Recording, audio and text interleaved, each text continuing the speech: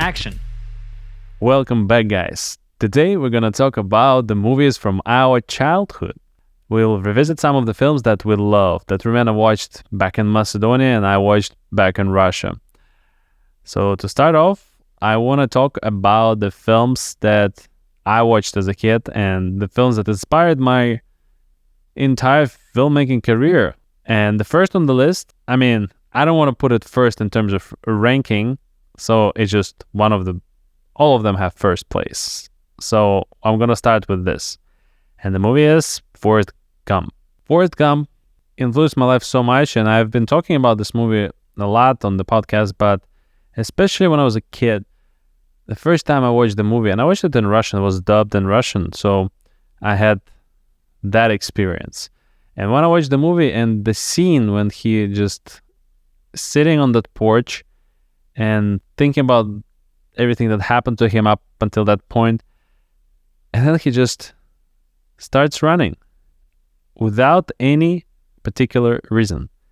And this philosophy, in essence, that he started running for no particular reason, was so inspiring to me that I started running like him with no particular reason. And I was just starting from home and then as far as I could go. I started running towards the end of my district.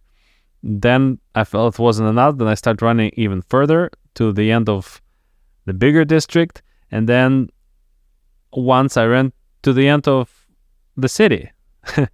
And then I stopped. Sometimes wasn't running. I was just walking, as he was saying that it's not like he was running all the time. He was running. Sometimes he was walking. Just keep moving.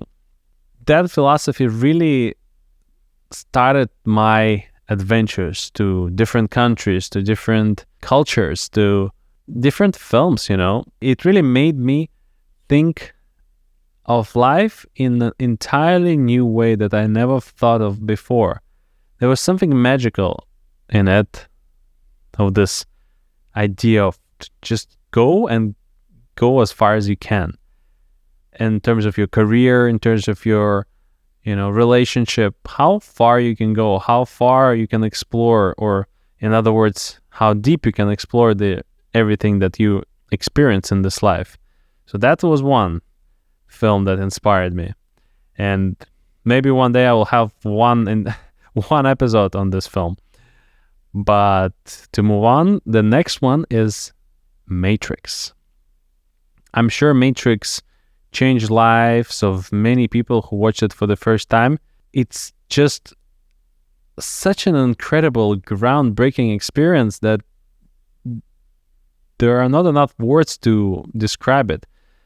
Nobody expected this coming. It was just, okay, another movie, there's Keanu Reeves in it, there's some fighting scenes, but it turned into such an epic story, such a great storytelling and acting and just everything was packaged so well that you couldn't believe it was real. It almost felt like this movie came out of another reality or from higher powers or something. It stuck with me for the rest of my life. This idea of what if we live in the Matrix? What if everything around us is not real? And the longer I live on this planet, the more I realize that it's kind of true that everything is not quite real, because it all starts from our imaginations. This microphone that I'm touching once was someone's idea. Let me get this microphone into existence before it even existed. But it's a long and deep conversation about whether reality we live in is real or not, or it's someone created it for us, and for us it feels like it's real, but it's actually artificially created.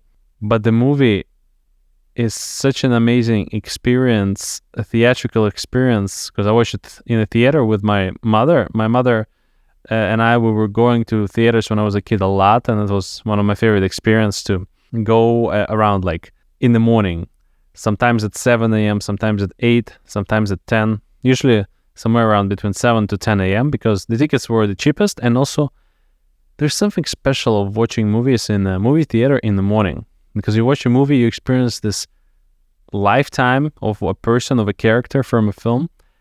And then you back to your life and you have the rest of the day available to you to be inspired by the movie, especially by a movie like Matrix.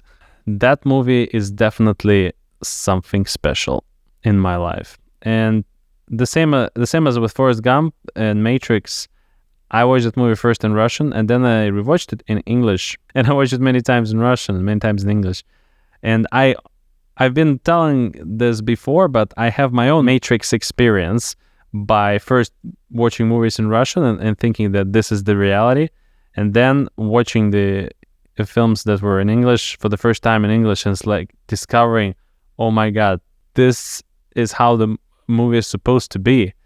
And then after watching movies in English and in their actual language for a while, I couldn't anymore watch the movies in Russia that were dubbed by Russian actors. It just doesn't feel authentic, doesn't feel real anymore. Before it was, but now it's not. It's not possible. It's not enjoyable. It just feels like someone making a joke about the movie.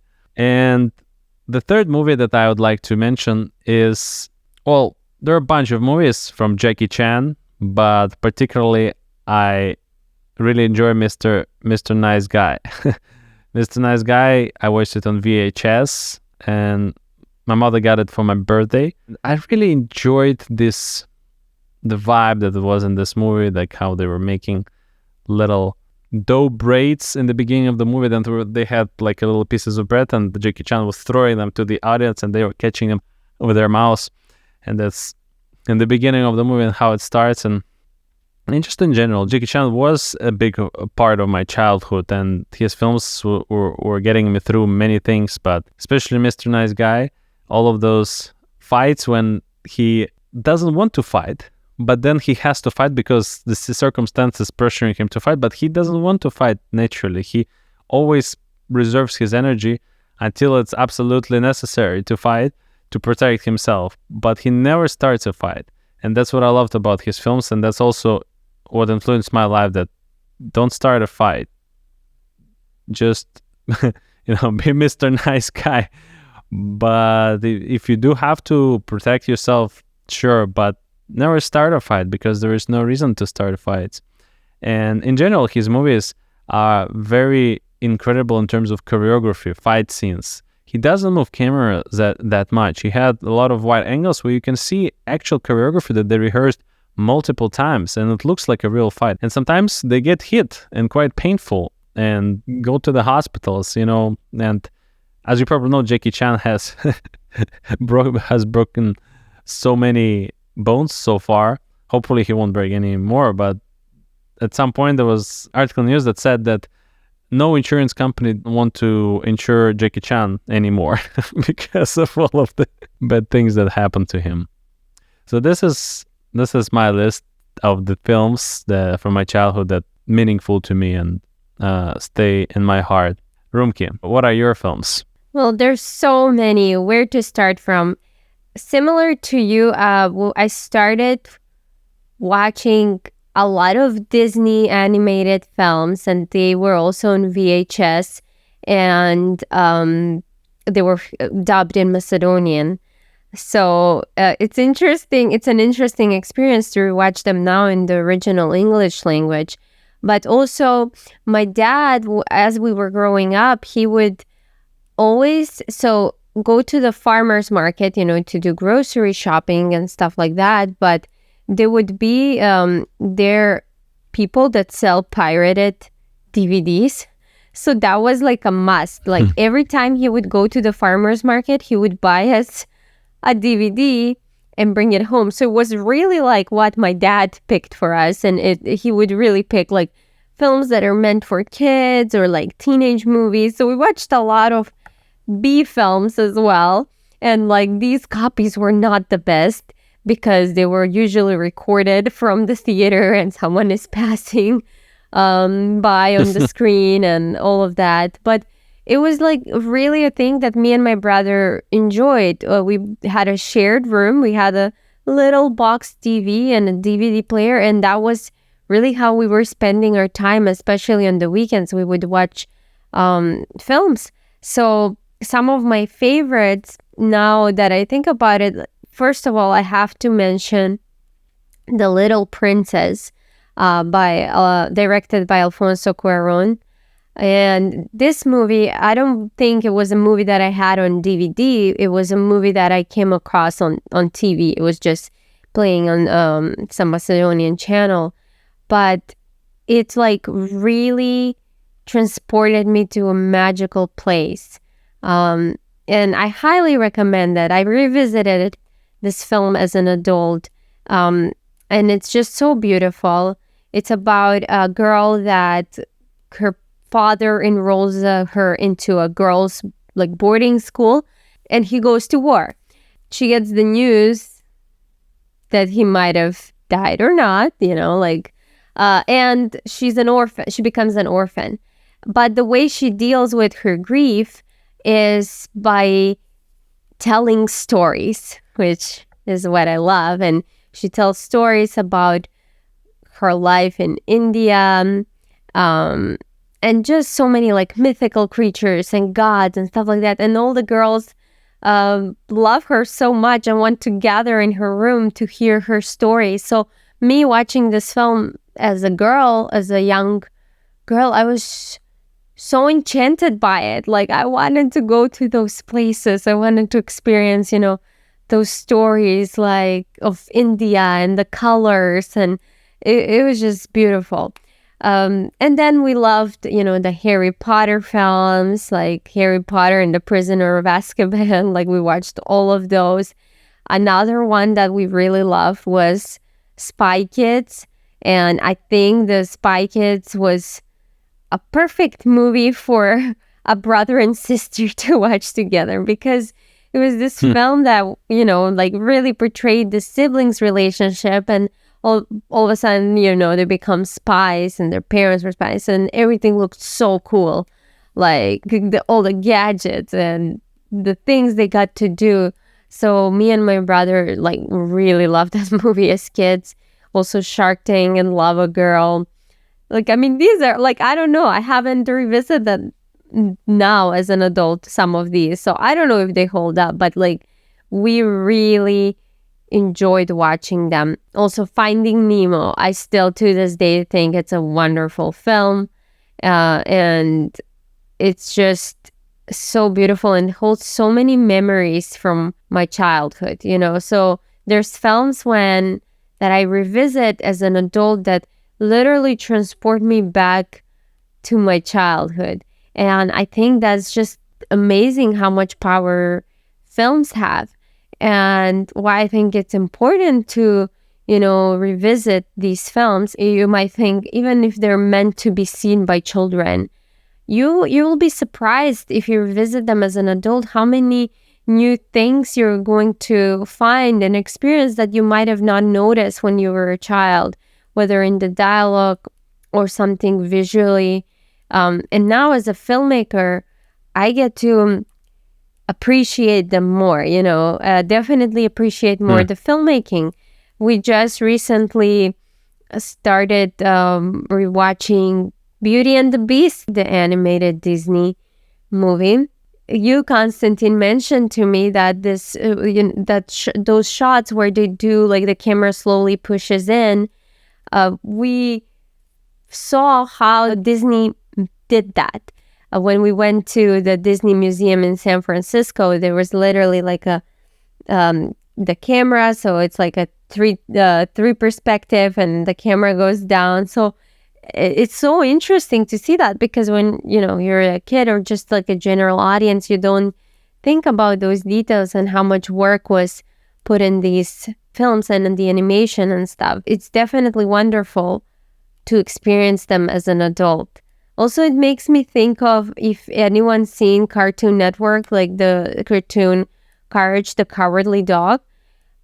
I used to watch it as a kid, and now when I rewatch it and I hear some of the dialogue and some of the stories, I was like, how is this meant for kids? It's like it's intense.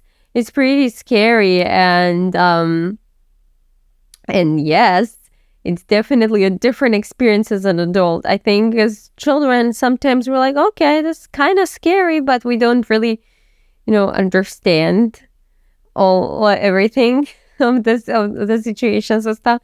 So watching it as an adult, I'm like, oh my God, this is what they showed us as kids. This was terrifying. So it's very interesting. I highly recommend to anyone to revisit the things you watched in your childhood, and you might discover something new. Yeah. For example, we recently also watched E.T. in the theater. It was my first time watching it, and Konstantin, obviously, you've seen it. Yeah, I've seen it as a child again in Russian, and it was magical experience then, like truly magical. It felt like E.T. was real. I felt like it was a real alien invasion, like a friendly alien invasion. And at some point I was thinking that Steven Spielberg is himself someone from another planet, and the films that he makes have such a deep message and great storytelling and aliens. And I was like, wait, maybe he is from some other universe. You're definitely one of the most talented filmmakers on this planet, for sure. And then I was watching this movie when I came here. First in New York, I was just watching it on my laptop in English many times. And then recently, just 2 weeks ago, we watched this movie in New Beverly Cinema, the Quentin Tarantino's theater, on film, so on real film projector, with all the ads that were in a similar theme, or even using some of the scenes from E.T. of that time, which really put us into that time when this movie was released for the first time. It really felt like we were watching this movie in the past because of the way it was screened on film and the environment, and even the way that you buy popcorn is different than when you buy it at some larger movie theater chain. So, and I was watching it with Rumikay, and it was a really beautiful experience to watch this movie with someone who haven't seen the movie at all. And I could see an amazement on Rumena's face as she was watching the movie, and she really enjoyed it. And I enjoyed it watching it for the first time with someone who watches it for the first time. It gave me different ideas. I always say that I love to watch movies that I've seen with someone who haven't seen the movies, because then I can get this different perspective by this person who I'm watching it with just sitting next to me. So subconsciously, I'm watching this movie through their eyes as well as through mine. I know how they think more or less, and so having that knowledge, I'm watching this movie again from their point of view as well, which makes it a unique experience as if you're watching the movie for the first time. This phenomena keeps happening, so you can try doing it as well if you haven't tried, or if you have tried and you feel the same way. Yeah, I think it's real. There's something about watching the movie with someone else. It gives you an entirely new experience. I want to encourage everyone and inspire everyone to revisit a film or films from their childhood. It could be a cartoon, it could be an animated film, it could be a live action film. It doesn't matter, but something that you really enjoyed as a child, and watch it for nostalgia, but also for education. You might learn something new. You might discover something really amazing and brand new to you. Because when we watch films, we get to experience them differently every time. The way we experience them depends on the time and place we're in. We used to watch them back in our home countries, Konstantin in Russia and me in Macedonia. And now here we are together revisiting some of the films that we both loved watching in a completely different language than we first originally saw them in. So it's a whole new experience. So next time you're into the mood of watching a film, why not revisit something from your childhood? And hopefully it will bring you a whole new set of experiences and memories. And with that, we arrive to obsession of the week. Konstantin, what is your obsession of the week? This week, I'm obsessed with Marvel Studios. That's a very long conversation about Marvel Studios and the films that they produce. But recently, particularly this week, there are a lot of content on the news coming about Marvel Studios, about David Maisel, Marvel Studios, and just a lot of news from Marvel Studios. And I've been reading all of them, and it got me thinking about where it all started. And it all started with the movie Iron Man. That was the first independently produced Marvel film by Marvel Studios that they did in-house. Almost kind of like indie film, as they call it. But it was groundbreaking. And I thought of that movie when the first time I watched it. When I watched it in theaters, I was like, whoa, what is that? What is this new wave of cinema? Marvel cinema. And that movie was truly great because Robert Downey Jr.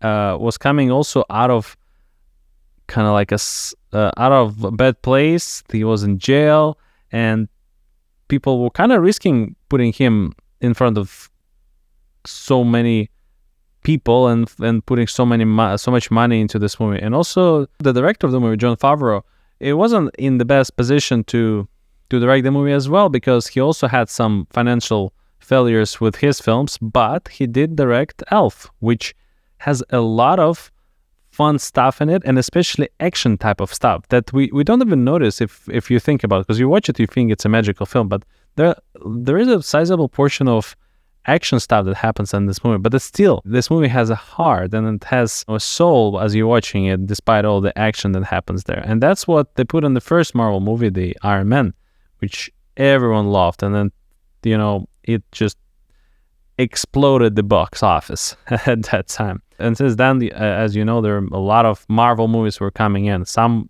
are better than the others, but all in all, they all were successful financially in the box office, because there are a lot of people who were reading comics, Marvel comics, and who grew up with those comics. I didn't grow up with comics. I'm just barely getting introduced to the comics, but I'm learning a lot, and I want to learn more about this universe. Rumikay, what about your obsession? Beauty and the Beast, the animated Disney movie. We're revisiting it. We're almost done watching it. We're halfway through, and I'm just so in love with it, and I'm just reminded of the story. And I remember now when I did watch it on VHS, and it was so fun and beautiful. And that scene where they're doing snow angels in the snow, the Beauty and the Beast, it was so enchanting. But having said that, I also took from the library the French version of Beauty and the Beast.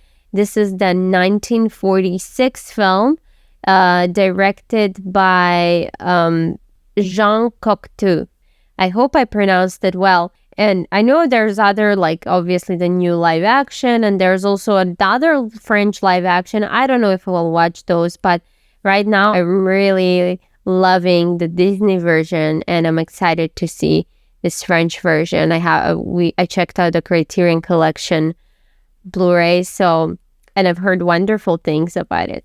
So that's my obsession of the week.